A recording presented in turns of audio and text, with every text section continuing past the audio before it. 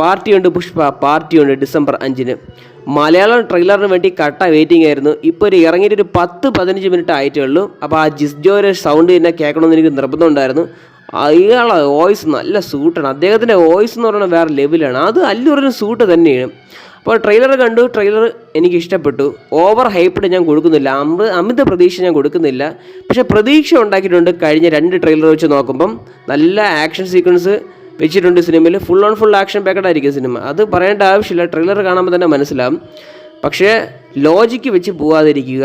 പിന്നെ അടിപൊളി ഡയലോഗ്സും പിന്നെ ഫഹദിൻ്റെ എൻട്രി ആ ട്രെയിലർ വരുമ്പം വേറെ ലെവലായിട്ട് മാറുന്നുണ്ട്. ഫഹദ് ഫസൽ വേഴ്സസ് അല്ലു അർജുൻ തന്നെയാണ്, ഒരു സംശയവും വേണ്ട.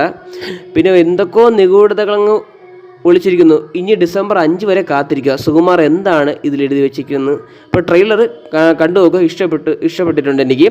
മലയാളം ട്രെയിലർ ഇപ്പോൾ ഇറങ്ങിയിട്ടുണ്ട്, കണ്ടു നോക്കുക. നിങ്ങൾക്ക് ഇഷ്ടപ്പെട്ടു.